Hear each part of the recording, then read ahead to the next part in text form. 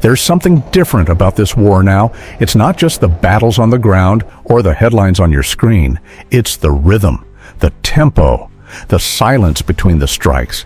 Because while most of the world has been distracted by talk of fighter jets and shifting alliances, a new kind of escalation has been unfolding, not with declarations, but with deliveries. And the story begins not on the front lines, but deep inside Russia's defense industry.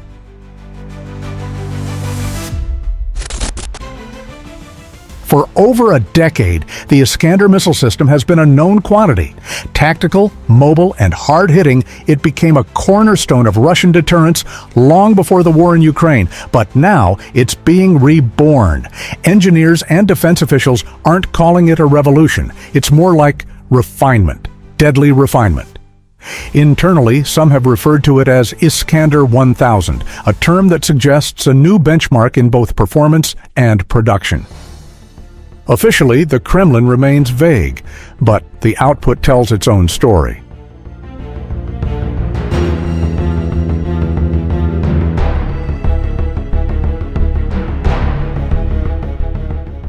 Starting in late 2023, Russia dramatically scaled up the number of Iskander missiles being produced. Previously, experts estimated that Moscow could produce maybe 200 to 250 of these missiles a year. That figure is no longer accurate. By early 2025, the estimated production surged past 700 annually, and it hasn't slowed. Inside the Votkinsk machine building plant and other key facilities, shifts have been extended. Equipment has been modernized. Some of it came through back channels, Chinese and Taiwanese machinery, shipped via third countries to dodge sanctions. The scale of this effort is difficult to overstate. Russia is building not just to replace what's been used, but to stockpile far beyond what was previously necessary. And that should raise serious questions.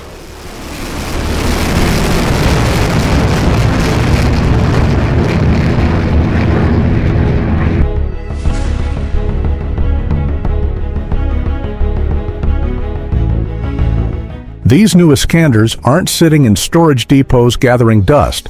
They're being used, and not randomly. In the early stages of the war, Russia often launched these missiles one at a time as strategic signals. Now, they're part of larger strike packages, integrated with drones, cruise missiles, and jamming systems. One Iskander might target a radar installation, another might hit a bridge. 10 minutes later, a wave of Lancet drones arrives to take out remaining assets. This kind of sequencing isn't accidental. It's calculated, it's evolving, and perhaps most important, it's coordinated.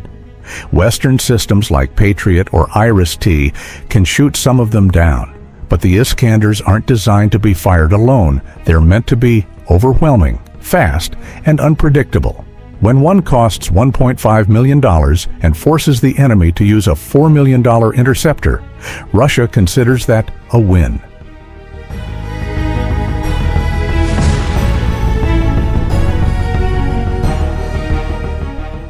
At first glance, it might seem like these strikes are simply about destruction, but that's only part of the picture.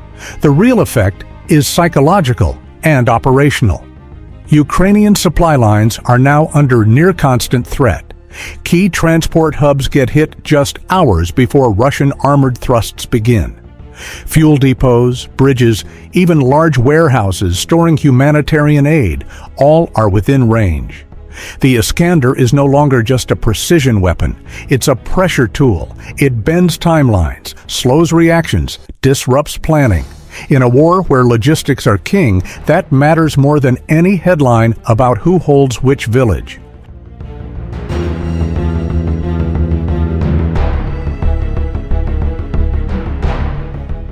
Despite repeated claims in Western media that Russia is running out of missiles, recent data suggests the opposite.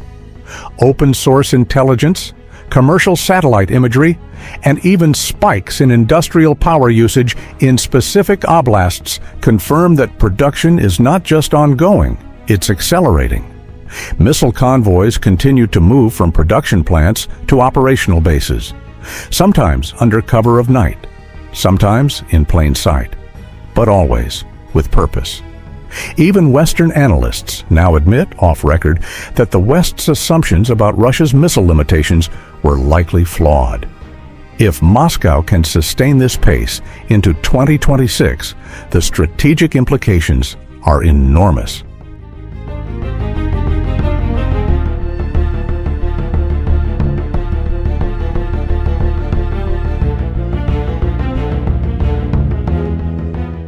So, what does this mean for Ukraine and its allies? It means that air defenses, no matter how modern, will always be playing catch-up. Every Patriot system sent takes months to train, deliver, and integrate. Every SAMP/T launcher deployed can only cover so much ground. And Russia knows this. They're not trying to break through air defenses completely. They're trying to exhaust them.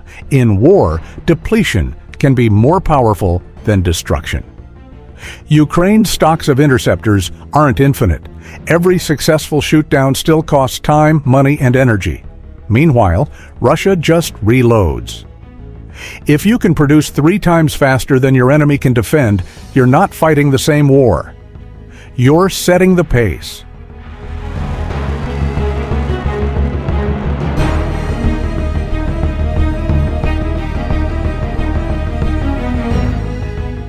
This isn't just about Ukraine anymore. Across Europe, NATO countries are quietly reassessing their own missile defenses.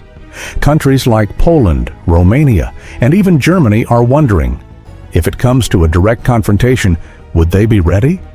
Because what Russia is building with Iskander is more than a weapon system.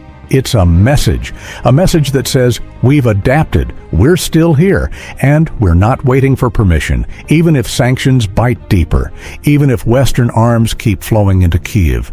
Moscow seems confident that its missile production will remain steady. That's not a boast. It's an industrial calculation, and for now, it's working. The Iskander isn't flashy. It doesn't dominate headlines like a tank breakthrough or an airstrike gone viral. But it's carving out a different kind of dominance, one built on consistency, volume, and precise timing. In this war, where both sides are bleeding resources and morale, the long game is what matters most. And while the West continues to hope for a quick resolution or a decisive counteroffensive, Russia appears to be preparing for something else entirely, a war of attrition, one that's fought less with flags and more with factories. This is the story of the Iskander-1000. Not a miracle weapon, just a reminder that in modern war, quiet power can still change everything.